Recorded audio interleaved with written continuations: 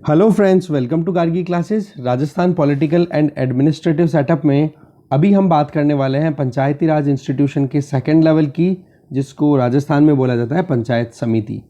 Video को start करने से पहले एक छोटी सी इन्फॉर्मेशन, राजस्थान के जीके से रिलेटेड अगर आपको इंग्लिश में नोट्स की रिक्वायरमेंट है, प्योर इंग्लिश में, जो कि कंटेंट एग्जैक्टली वो का वो ही होगा जो कंटेंट आपको वीडियोज़ में दिया जा रहा है। ठीक है, मतलब वीडियोस में जिन पीपीटी से मैं आपको पढ़ा रहा हूँ वो ही पीपीटीज आपको मिलेगी।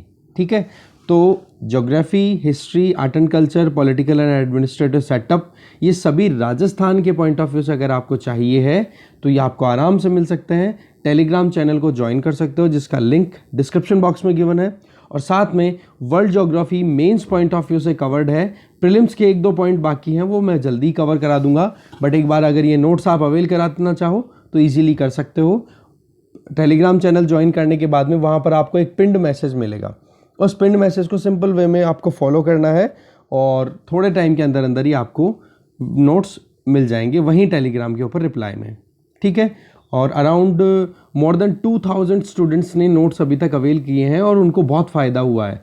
उनमें से बहुत सारे आरएएस के स्टूडेंट्स हैं, बहुत सारे जो असिस्टेंट प्रोफेसर की प्रिपरेशन कर रहे हैं, जिनको राजस्थान जीके इंग्लिश में मतलब ज़रूरत थी, उन्होंने अवेल किए हैं। असिस्टेंट प्रोफेसर की प्रिपरेशन के अलावा जैसे जेईएन की, एईएन की, इनकी एग्ज़ाम्स लगती रहती है, उनके लिए पटवारी की जो तैयारी कर रहे हैं उन लोगों ने भी बहुत परचेज़ किया है। तो ओवरऑल ये एक हॉलिस्टिकल अप्रोच में बनाए हुए नोट्स हैं, बनाए हुए कंटेंट है। और अगर आप नोट्स बना रहे हो तो कोई इशू नहीं है, नहीं बना रहे हो तो आप नोट्स इजीली ले सकते हो, इजी गोइंग वे में। ठीक है, अब चलते हैं वीडियो के मेन कंटेंट पे।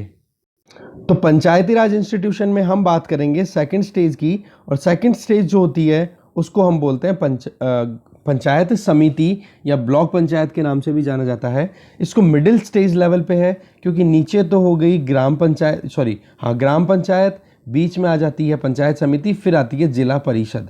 तो अभी हम बात कर रहे हैं मिडिल स्टेज की। यहाँ पर इलेक्शंस जो होते हैं वो पार्टी लाइंस पे होते हैं, जैसे कांग्रेस, बीजेपी, ये पार्टीज़ का फिर रोल होना यहाँ पे आना शुरू हो जाता है। यहाँ पर अगर किसी को इलेक्शन लड़ना है तो उसको अपनी कम से कम एज कितनी चाहिए होगी, 21 साल की उम्र चाहिए होगी, और 1 लाख की पॉपुलेशन कम से कम होनी चाहिए, तब जा कर के एक एरिया में, एक ब्लॉक में पंचायत समिति कॉन्स्टिट्यूट की जा सकती है। ये बहुत इंपॉर्टेंट इन्फॉर्मेशन है। मिनिमम 1 लाख पॉपुलेशन, और मिनिमम मेंबर्स कितने होंगे एक पंचायत समिति अगर कॉन्स्टिट्यूट की जाती है तो वो हो गए 15। तो इसका मतलब क्या हो गया कि 1 लाख जब तक पॉपुलेशन है तब तक कितने मेंबर्स हो जाएंगे पंचायत समिति के? 15 मेंबर्स। और फिर इस 1 लाख से ज़्यादा अगर पॉपुलेशन है, मान लो 1,15,000, 1,30,000 समथिंग, तो हर 15,000 के ऊपर 2 मेंबर्स का और इंक्रीमेंट हो जाएगा। ठीक है, तो ये एक चीज़ आप ध्यान रखेंगे। जो भी मेंबर्स इलेक्ट होकर के आ रहे हैं वो ओथ किसके सामने लेंगे, शपथ किसके सामने लेंगे? तो जो इलेक्शन करवाने के लिए जो प्रिजाइडिंग ऑफिसर आएगा ना, वो ऑन द स्पॉट ही जैसे रिजल्ट आएगा उसी टाइम पर फिर उनको शपथ दिला देता है। दूसरा, अगर इन मेंबर्स को रेजिग्नेशन देना है किसी भी कारणवश, किसी भी वजह से, due to any provision, any issue, तो अगर वो रिजाइन देंगे तो रिजाइन किसको एड्रेस करके करेंगे? जो हेडमैन होगा, जिनको प्रधान बना दिया जाएगा ना, उन प्रधान को इनको ये अपना रेजिग्नेशन एड्रेस करके दे देंगे, भाई हम तो रिजाइन कर रहे हैं। तो इलेक्शन कैसे होता है हेडमैन का, ये प्रधान है, वो कैसे बनते हैं? इसका सिंपल सा तरीका है कि ये जो मेंबर्स इलेक्ट होकर के आ गए, इन्हीं मेंबर्स में से जिस भी इंडिविजुअल के पास में मेजॉरिटी है वो अपने आप इलेक्ट होकर के प्रधान बन जाएगा उस पंचायत समिति का। ठीक है, ये सिंपल इंफॉर्मेशन है जो आपको मैं शेयर कर रहा हूँ। आगे चलते हैं। अब अगर प्रधान का इलेक्शन हो गया तो प्रधान को ओथ कौन दिलाएगा? तो वहां पर जो सब डिविजनल ऑफिसर होते हैं, एसडीओ, वो शपथ दिलाते हैं। अभी कल परसों कुछ दिनों पहले एक कमेंट आया था जिसमें एसडीओ और एसडीएम दोनों में डिफरेंस पूछा था, तो उसका कमेंट बॉक्स में ही जवाब मैंने दे दिया था कि एसडीओ, सब डिविजनल ऑफिसर, ये एक तरीके से रेवेन्यू ऑफिसर हुआ करते हैं। ठीक है, जो कि रेवेन्यू बोर्ड के लिए काम करते हैं। दूसरी तरफ एसडीएम, ये क्रिमिनल सिस्टम को या फिर लॉ एंड ऑर्डर को मेंटेन करने का काम करते हैं पर्टिकुलर ब्लॉक में। तो जिस तरीके से आप डीएम और डिस्ट्रिक्ट कलेक्टर को आप सेम समझते हो कुछ इश्यूज में, क्योंकि एक बंदा जो डीएम की पोस्ट पे एक आईएएस ऑफिसर होता है या फिर प्रोमोटी आरएएस ऑफिसर होता है, तो वो इंडिविजुअल डीएम की तरह काम करता है अगर लॉ एंड ऑर्डर मेंटेन करने की बात आए, और डिस्ट्रिक्ट कलेक्टर की तरह काम करता है अगर स्कीम इंप्लीमेंट करनी हो या फिर टैक्स कलेक्शन रेवेन्यू के लिए काम करना हो, जबकि है वो एक ही इंडिविजुअल। सिमिलरली एसडीओ और एसडीएम भी एक ही बंदा होता है, पर फर्क इतना सही है कि एसडीओ अगर किसी डिपार्टमेंट में काम कर रहा है, जैसे मान लो पीडब्ल्यूडी डिपार्टमेंट है, ठीक है, तो वहां पर वो एसडीओ जो होगा वो एसडीओ ही होगा, वहां पर एसडीएम का कोई रोल नहीं रहेगा। पर अगर नॉर्मल एसडीओ है, जैसे हम डिस्ट्रिक्ट लेवल की ये ब्लॉक लेवल की बात कर रहे हैं, तो वो एसडीओ और एसडीएम एक ही इंडिविजुअल है, ये ध्यान रखना आप। बस फंक्शन के अकॉर्डिंग इनकी नाम अलग अलग कर दिए गए हैं, ठीक है। तो थोड़ा सा और उस कमेंट को आप देख सकते हो, और डिटेल जाननी हो बहुत सारे आपके पास में सोर्सेज अवेलेबल है, देख सकते हो। बाकी मैंने जो समझाया वो आपको समझ में आ गया होगा कि डिफरेंस किस चीज़ का है। एक SDO development division officer, that means simple सी बात होगी, सब डिवीजन ऑफिसर, सब डेवलपमेंट बोल दिया शायद मैंने उस टाइम पे, सब डिवीजन ऑफिसर, इसका मतलब सिंपल सा ये हो गया कि ये रेवेन्यू से रिलेटेड काम करेंगे, और प्रधान जो इलेक्ट हो जाएंगे तो उनको शपथ इनके सामने ही लेनी होती है। अगर प्रधान को रिजाइन करना हो तो वो डिस्ट्रिक्ट हेड जो होंगे ना, जिला प्रमुख, जिला परिषद के जो हेड होंगे, ठीक है, उनको एड्रेस करके अपना रेजिग्नेशन सौंप सकते हैं कि भाई मैं रिजाइन कर रहा हूं मेरी पोस्ट से। इसके अलावा उप प्रधान का इलेक्शन भी होता है, वो भी इनडायरेक्ट इलेक्शन के बेसिस पे ही होते हैं। और आप देखोगे उप प्रधान का इलेक्शन डेप्यूटी हेडमैन, ये भी ओथ एसडीओ के सामने ही लेते हैं, और रिजाइन किसको करेंगे, अगर इनको रिजाइन देना तो प्रधान को रिजाइन करके दे देंगे। इसके अलावा आप अगर देखो कि मीटिंग का क्या फ्रीक्वेंसी रहेगी, तो हर मतलब आप एक मीटिंग कम से कम एक महीने में होनी ही चाहिए, हर महीने एक मीटिंग होनी चाहिए। दूसरा, गवर्नमेंट ऑफिसर कौन होता है पंचायत समिति लेवल पे, तो वो होते हैं block division officer, BDO, okay.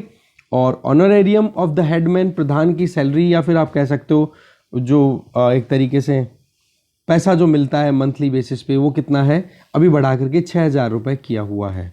अब चलते हैं नेक्स्ट स्टेज पे। अच्छा हाँ, एक चीज़ और कि राजस्थान में पंचायत समिति कितनी है, तो अभी करंट नंबर से 295, ओके, ये ध्यान रख लीजिएगा आप। थर्ड स्टेज की बात करें तो थर्ड स्टेज को जिला परिषद या डिस्ट्रिक्ट काउंसिल भी बोलते हैं हम, और ये पंचायती राज इंस्टीट्यूशन में टॉप लेवल होता है, ओके। यहाँ पर भी इलेक्शन पार्टी बेसिस पे ही होते हैं, और मिनिमम एज जो रिक्वायरमेंट है किसी भी मेंबर को इलेक्ट होने के लिए, that is 21 years. Minimum population requirement है 4 लाख, और 4 लाख के ऊपर कितने मेंबर्स होते हैं, 17 मेंबर्स। और जैसे जैसे मेंबर्स बढ़ते आगे चले जाते हैं, 1 लाख के ऊपर 4 और मेंबर ऐड होते चले जाते हैं, ठीक है, सॉरी 2 मेंबर और ऐड होते चले जाते हैं। मतलब 4 लाख की पॉपुलेशन, 4 लाख के ऊपर 1 लाख पॉपुलेशन और ऐड हो गई, तो कितने मेंबर्स और ऐड हो जाएंगे, यहाँ पे 17 के अंदर 2 और, फिर अगले 1 लाख के लिए 2 और, इस तरीके से चलता है। अच्छा, इलेक्शन ऑफ द मेंबर्स, ये डायरेक्ट इलेक्शन होता है, मेंबर्स को सीधा वोट डलता है, और ओथ डिस्ट्रिक्ट कलेक्टर के सामने ली जाती है इन मेंबर्स के द्वारा, ठीक है, डिस्ट्रिक्ट कलेक्टर इनको ओथ दिलाता है।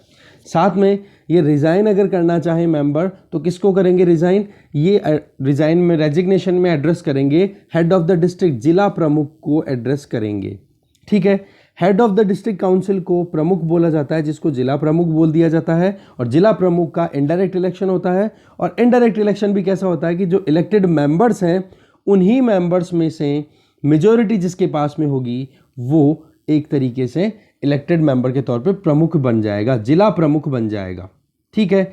इसके अलावा जिला प्रमुख को शपथ कौन दिलाएगा, सेम डिस्ट्रिक्ट कलेक्टर ही दिलाएगा। और रिजाइन अगर करना है तो डिविजनल कमिश्नर जो होंगे उनको ये रिजाइन कर सकते हैं।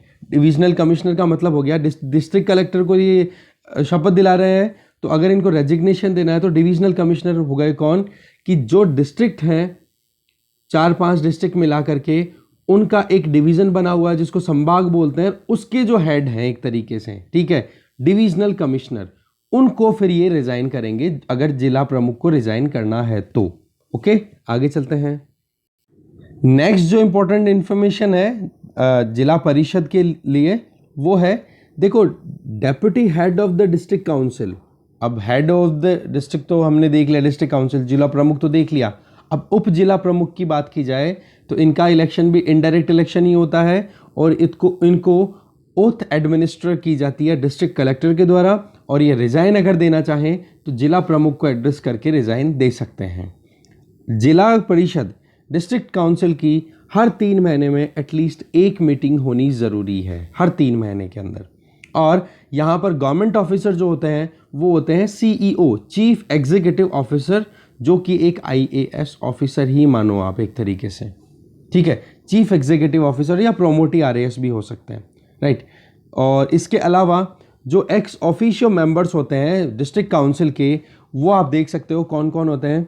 Headman of the all panchayat समितिज, जितने भी मान लो एक डिस्ट्रिक्ट है ए, उस डिस्ट्रिक्ट में बहुत सारी पंचायत समितियाँ हैं 4-5, तो हर एक पंचायत समिति का कोई ना कोई प्रधान होगा। वो सभी प्रधान डिस्ट्रिक्ट काउंसिल का या जिला परिषद के मेंबर होते हैं। प्लस उस जिले के अंदर जितनी भी लोकसभा की जो कॉन्स्टिट्यूएंसीज हैं, लोकसभा के जो मेंबर्स इलेक्ट होकर के गए हैं, वो भी इसके मेंबर होंगे। इसके अलावा राज्यसभा में अगर कोई गया है उस जिले से, वो भी इस डिस्ट्रिक्ट काउंसिल का मेंबर होगा। और स्टेट लेजिस्लेटिव असेंबली, एमएलए जो हैं उस डिस्ट्रिक्ट के जितने भी, वो भी इसके मेंबर होंगे, ठीक है। तो ये आप ध्यान रखें कि हेडमैन ऑफ पंचायत समितिज, all members of Lok Sabha, Rajya Sabha and state legislature, ये आपको ध्यान रखने हैं। अगर डिस्ट्रिक्ट हेड की बात करें तो पर मंथ हॉनरेरियम कितना मिलता है, that is honorarium, H silent रहता है, honorarium is around 9,000 rupees per month, ठीक है। आप देखोगे पंचायती राज इंस्टीट्यूशंस का इलेक्शन कौन कंडक्ट करवाता है, स्टेट इलेक्शन कमीशन। और स्टेट इलेक्शन कमीशन के बारे में हमने पूरी डिटेल ऑलरेडी प्रीवियस वीडियोस में देख ली है, आप देख सकते हो प्लेलिस्ट में जाकर के, लिंक डिस्क्रिप्शन बॉक्स में सभी प्लेलिस्ट का शेयर किया हुआ है, राइट। इसके अलावा सबसे पहले स्टेट इलेक्शन कमिश्नर कौन बने थे, उनका नाम था अमर सिंह राठौड़। और करंट कौन चल रहे हैं, प्रेम सिंह मेहरा, जो कि हम ऑलरेडी देख चुके हैं। ओके, आगे देखते हैं। हाँ, और एक चीज आप जरूर याद रखना कि स्टेट इलेक्शन कमीशन क्या है, एक कॉन्स्टिट्यूशनल बॉडी है, ठीक है। कॉन्स्टिट्यूशन में प्रोविजन दिए हुए हैं, ये आप गलती मत कर देना, स्टैट्यूटरी या एक्स्ट्रा कॉन्स्टिट्यूशनल, ऐसा नहीं, ये कॉन्स्टिट्यूशनल बॉडी है। सेम चीज़ हमारे लिए इंपॉर्टेंट है स्टेट फाइनेंस कमीशन, ठीक है। तो राजस्थान के लिए जो काम कर रहे हैं स्टेट फाइनेंस कमीशन के पॉइंट ऑफ व्यू से देखें तो फर्स्ट स्टेट फाइनेंस कमिश्नर किसको अपॉइंट किया गया था, श्री कृष्ण कुमार गोयल को। और अभी करंट जो 5th स्टेट फाइनेंस कमिश्नर है, जो कि फर्स्ट वुमेन फाइनेंस कमिश्नर बनी, जिनका नाम है डॉक्टर ज्योति किरण शुक्ला। तो आप ये ज़रूर याद रखना। इसके अलावा section 118 of Panchayati Raj act of 1994, इसमें प्रोविज़न किया हुआ है स्टेट फाइनेंस कमीशन का। बट आप देखोगे स्टेट फाइनेंस कमीशन के लिए प्रोविजंस हमारे कॉन्स्टिट्यूशनल अमेंडमेंट एक्ट के जो 73rd एक्ट लाया गया था, उसमें प्रोविज़न है। तो अगर आपसे कोई पूछे ना कि स्टेट फाइनेंस कमीशन है क्या, तो आप स्टैट्यूटरी ना बता करके क्या बोलोगे, कॉन्स्टिट्यूशनल बॉडी ही है। पर जो कॉन्स्टिट्यूशन में ऑब्लिगेशंस हैं, उन ऑब्लिगेशंस को पूरा करने के लिए स्टेट लेजिस्लेचर ने ये एक्ट बनाया। उस एक्ट के 118 सेक्शन के अंडर में भी स्टेट फाइनेंस कमीशन का प्रोविज़न है। तो कभी भी आप ये गलती मत कर देना कि कॉन्स्टिट्यूशनल अमेंडमेंट एक्ट के बेसिस पे state finance commission, state election commission establish किए गए। पर राजस्थान के अंदर पंचायती राज एक्ट जब आया 1994 में, उसके बेसिस पे मतलब ये बॉडीज स्टैब्लिश की गई। जी आप बिल्कुल ध्यान रखें कि ये कॉन्स्टिट्यूशनल बॉडीज है दोनों, स्टेट इलेक्शन कमीशन भी और स्टेट फाइनेंस कमीशन भी। ओके, आगे चलते हैं। अब बात कर लेते हैं रिजर्वेशन की, कि इतने इलेक्शन करवा दिए, इतनी 3-3 लेवल की सारी बातें कर ली, क्या वहाँ पर रिजर्वेशन का प्रोविज़न है? जी बिल्कुल है। वहाँ पर जो शेड्यूल्ड कास्ट है, शेड्यूल्ड ट्राइब है, उन सभी को तीनों लेवल के ऊपर रिजर्वेशन दिया हुआ है। और वो रिजर्वेशन का बेसिस क्या है कि उस पर्टिकुलर रीजन में, जैसे आप ग्राम पंचायत की बात कर रहे हो तो पंचायत में इनकी पॉपुलेशन कितनी है, पंचायत समिति में रिजर्वेशन की बात करो तो वहाँ पर उस पंचायत समिति में जो मिनिमम क्राइटेरिया हमने 1 लाख पॉपुलेशन का देखा, और ज़्यादा कितना भी हो सकता है बढ़ के, तो वहाँ पर हमने देखा कि वहाँ की पॉपुलेशन कितनी, वहाँ पर SC ST की पॉपुलेशन कितनी है, उसके हिसाब से रिजर्वेशन का प्रोविज़न किया हुआ है, ठीक है। सिमिलरली आप देख सकते हो अगर जिला परिषद की बात करें तो पूरे ज़िले में SC ST की पॉपुलेशन क्या है, उसके हिसाब से उनको रिजर्वेशन दिया जाएगा। तो रिजर्वेशन प्रोविज़न SC STs के लिए तो अकॉर्डिंग टू देयर पॉपुलेशन। दूसरा, वुमेन के लिए रिजर्वेशन का प्रोविज़न है, जी बिल्कुल है। और तीनों जगह पर 1/3 सीट्स जो हैं वो वुमेन के लिए रिजर्व रखी गई हैं। राजस्थान में ऑर्डिनेंस लाया गया था 50% तक रिजर्वेशन करने का, कि वुमेन के लिए 50% रिजर्वेशन कर दिया जाए पंचायती राज इंस्टीट्यूशंस में। बट सुप्रीम कोर्ट ने उसको स्ट्राइक डाउन कर दिया था, राइट, रोक दिया था। तो 1/3 सीट्स का रिजर्वेशन का प्रोविजन किया हुआ है वुमेन के लिए, और इस 1/3 के अंदर ही SC/ST वुमेन भी इंक्लूडेड है, ये आप ध्यान रखिएगा। ऐसे नहीं कि अलग से SC/ST के लिए अलग निकलेगी, नहीं, उसी 1/3 के अंदर SC/ST वुमेन भी रिजर्व रहेंगी और उनकी पॉपुलेशन का ही वहाँ पर रेशो काम करेगा। ओके, और रही सही में जो चेयरपर्सन है तीनों लेवल पे, चाहे सरपंच हो, चाहे प्रधान हो, चाहे जिला प्रमुख हो, तीनों की सीट्स पर भी रिजर्वेशन का प्रोविज़न किया हुआ है वुमेन के लिए, ये आप ध्यान रखें। और रिजर्वेशन का जो प्रोविज़न होगा वो रोटेशनल बेसिस पे होगा, हर बार चेंज होती रहेंगी सीटें, ये आपको पता होगा ही इलेक्शन में अगर आपने पार्टिसिपेट किया है तो। स्टेट लेजिस्लेचर और मतलब हमारे कॉन्स्टिट्यूशन में ये प्रोविज़न भी दिया हुआ है 73rd कॉन्स्टिट्यूशनल अमेंडमेंट एक्ट के बेसिस पे कि अगर स्टेट लेजिस्लेचर चाहे तो जो बैकवर्ड क्लासेस है ना उनके लिए प्रोविज़न कर सकती है रिजर्वेशन का, जैसे OBCs हैं या फिर कोई और दूसरी बैकवर्ड क्लास है, तो उनके लिए अगर रिजर्वेशन देने की बात आए तो स्टेट लेजिस्लेचर फाइनल कर सकती है कि हाँ, हम इस पर्टिकुलर कम्युनिटी को, इस पर्टिकुलर बैकवर्ड क्लास को रिजर्वेशन देना चाहते हैं पंचायती राज इंस्टीट्यूशंस में। समझ गए? और SC/ST के लिए ऑफिस ऑफ द चेयरमैन, मतलब सरपंच के, प्रधान के या फिर जिला प्रमुख के, इन पर भी अगर रिजर्वेशन देने का प्रोविज़न करना चाहे स्टेट लेजिस्लेचर तो इजीली कर सकती है, जो कि राजस्थान में किया हुआ है। क्योंकि हर बार आपको पता है सरपंच की सीट किसकी आई है भाई, अब की बार SC की है, जनरल की है, ST की है, ये आपने सुने होंगे, राइट। टेन्योर की बात करें तो देखो नॉर्मली तो ये तीनों लेवल के ऊपर 5 साल का टेन्योर फिक्स किया हुआ है कि एक बार इलेक्शन होने के बाद में 5 साल तक ये तीनों लेवल काम करते रहेंगे। और 5 साल कब से शुरू होंगे? इलेक्शन के बाद में जब फर्स्ट मीटिंग होगी ना इनकी, तब से काउंटिंग होगी। अब मान लो कि कोई ऐसी सिचुएशन आ गई जिसकी वजह से इन पर्टिकुलर कोई से भी एक लेवल को मान लो कि डिसॉल्व करना पड़ गया, ठीक है, एक्सपायरी 5 साल पर होनी थी पर उसके पहले पहले ही टेन्योर खत्म करना पड़ गया, रीजन बीइंग डिसॉल्व हो गई, कॉन्फिडेंस नहीं है, या फिर रिजाइन करना चाह रहे हैं जो लीडर्स हैं वो परेशान हो गए, कुछ भी वजह हो, तो अगर वो डिसॉल्व हो जाती है 5 साल से पहले कोई से भी लेवल पे पंचायती राज इंस्टीट्यूशन, तो देखो री इलेक्शन कराने पड़ेंगे 6 महीने के अंदर अंदर, पहली कंडीशन तो ये। दूसरी, री इलेक्शन होने के बाद में जो नई पंचायती राज इंस्टीट्यूशन में नए जो मेंबर्स, नए जो चेयरमैन, ये सब इलेक्ट होकर के आएंगे, उन लोगों को काम करना होगा जो बचा हुआ टाइम है सिर्फ वो ही, मतलब प्रीवियस जो टेन्योर चल रहा था ना उसमें क्या हुआ, बीच में ही वो डिसॉल्व हो गई पंचायत। अब उस पंचायत के डिसॉल्व होने के चलते अब नई पंचायत जो बनेगी वो केवल बचे हुए टाइम के लिए ही काम करेगी, मतलब 5 साल में जो इस पहली पंचायत का जो टाइम बच गया ना उतने टाइम के लिए ही ये काम करेगी। ऐसा नहीं इनको फिर से 5 साल मिल जाएंगे, ऐसा नहीं होगा, ये ध्यान रखना आप, ठीक है। सेम चीज़ चेयरपर्सन और मेंबर्स के लिए भी अप्लाई होती है, ध्यान रखें आप। अच्छा, पंचायती राज एक्ट ऑफ 1994 के हिसाब से देखें तो कोई भी पंचायती राज इंस्टीट्यूशन में कोई भी मेंबर अगर इलेक्ट हो रहा है तो वो 2 या 2 से ज़्यादा जगह पर एक साथ इलेक्ट नहीं हो सकता। ये प्रोविज़न सेक्शन 20 में किया हुआ है, मतलब एक बंदा पंचायती राज इंस्टीट्यूशन में एक जगह पर मेंबर है, दूसरी जगह पर जाकर इलेक्शन लड़के और फिर बाद में दूसरी जगह पर भी मेंबर बन जाए एक ही टाइम पे, तो वो चीज़ चलने वाली नहीं है, ये चीज़ बैन की हुई है। इसके अलावा कोई भी MLA हो, MP हो या member of urban local bodies हो, जो municipalities, municipal council, municipal corporation, इनकी हम बात करेंगे नेक्स्ट वीडियो में, तो अगर उसके मेंबर हैं तो वो भी मेंबर नहीं बन सकेगा, मतलब वो भी चेयरमैन नहीं बन सकेगा, ये ध्यान रखना आप, ठीक है ना। चेयरमैन बनने के ऊपर बैन किया हुआ है अगर कोई भी इंडिविजुअल इधर किसी भी पोस्ट से एसोसिएटेड है। अगर इधर वो बंदा इधर ये मेंबर भी है, ये इस कैटेगरी में भी आता है, और इधर चेयरमैन का चुनाव भी लड़के जीत चुका है पंचायती राज इंस्टीट्यूशन में, तो चेयरपर्सन सॉरी, ठीक है, चेयरपर्सन का मतलब हो गया सरपंच, हो गया कौन, ग्राम पंचायत लेवल पे, प्रधान हो गया आपको पता ही है पंचायत समिति, और जिला प्रमुख हो गया जिला परिषद के लेवल पे। तो अगर इधर ये तीनों में से किसी एक लेवल पे और इधर भी है तो दोनों में से किसी एक लेवल पे इनको 14 दिन के अंदर अंदर रिजाइन करना पड़ेगा, तब जाकर के वो चेयरपर्सन बन के रह सकते हैं। फिर बात आती है नो कॉन्फिडेंस मोशन की।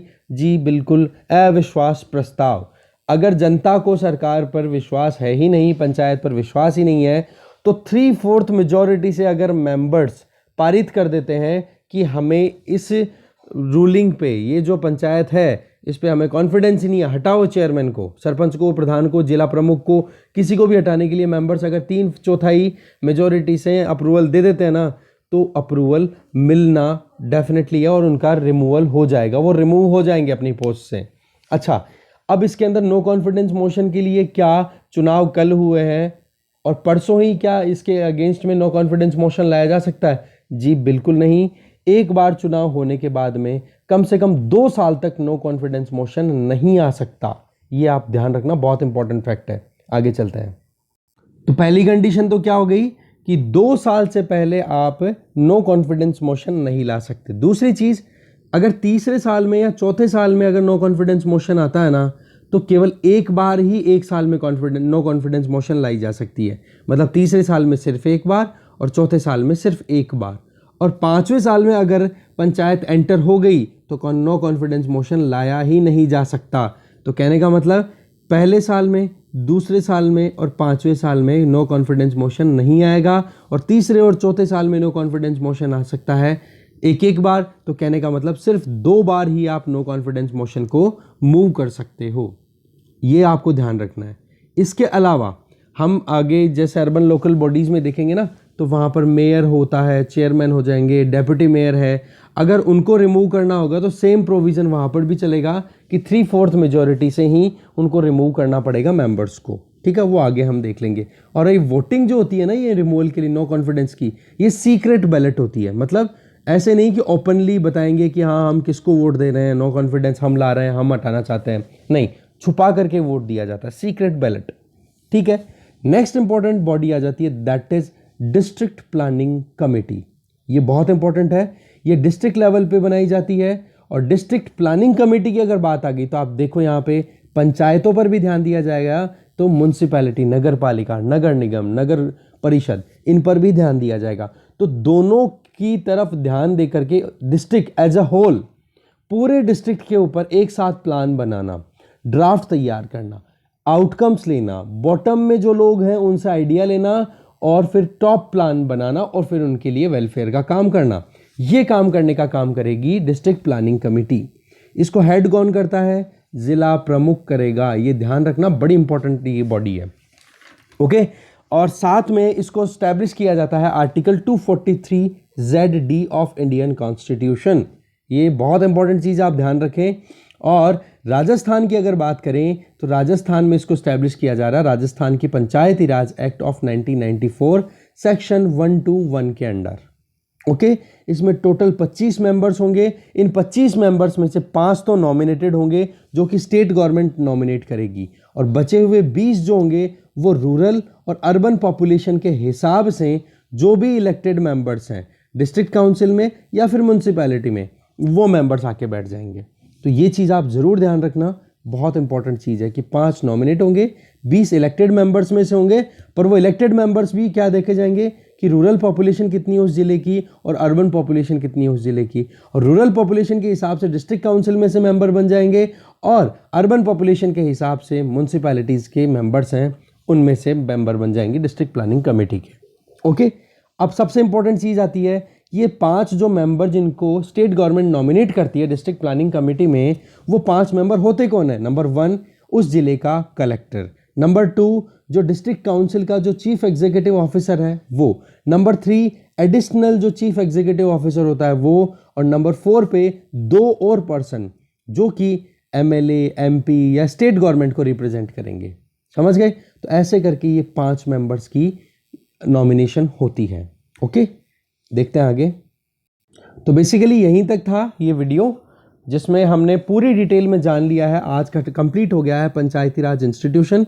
इसमें आपको राजस्थान पॉइंट ऑफ व्यू से भी पढ़ा दिया मैंने, इसमें कॉन्स्टिट्यूशनल प्रोविजंस क्या है वो भी बता दिए मैंने, और इसमें क्या अच्छा डिस्ट्रिक्ट काउंसिल की अगर बात करें जिला परिषद की, वो 33 है, 33 जिले भी तो 33 है ना, इसलिए। अच्छा, पंचायती राज, और साथ में कुछ करंट इश्यूज को भी हमने थोड़ा थोड़ा डिस्कस कर लिया। तो ओवरऑल आपको ये चीज़ अच्छे से समझ में आई होगी। कोई फिर भी डाउट हो कमेंट बॉक्स में लिख सकते हो, डेफिनेटली जवाब मिलेगा। और हाँ, देखो जवाब उन्हीं को ज़्यादा स्पेसिफिकली फोकस में रख के दिए जाते हैं जिन लोगों ने चैनल को ज्वाइन कर रखा है। ठीक है, आप चैनल को ज्वाइन कर सकते हो, जिसमें RAS कंसल्टेशन के लिए RAS इन इंग्लिश करके एक लिंक, आप जैसे ज्वाइन वाले पे क्लिक करोगे 199 का प्लान है, वो ज्वाइन कर सकते हो। और मंथली कोई भी कमेंट आप अगर डालते हो तो आपको मेन फोकस में रख करके आपको जवाब दिया जाएगा। ठीक है, और बाकी नोट्स के बारे में इन्फॉर्मेशन मैंने आपको बता ही दी है। और कोई डिटेल की अगर रिक्वायरमेंट हो आपको तो मैंने जो तरीका बताया आप आराम से कनेक्ट कर सकते हो। ज्वाइन करो टेलीग्राम चैनल को, टेलीग्राम चैनल को भी ज्वाइन कर लो और यूट्यूब चैनल को भी ज्वाइन कर लो, जिससे कि अगर आपके कोई कमेंट आते हैं तो आपको डेफिनेटली कुछ पॉजिटिव, कुछ डिफरेंट पर्क्स अवेल कराए जा सकें। ठीक है, तो इस वीडियो में इतना ही था। नेक्स्ट वीडियो आपको जल्दी मिलेगा जिसमें हम अर्बन लोकल बॉडीज़ के बारे में बात करने वाले हैं। ठीक है, thank you very much for watching this video.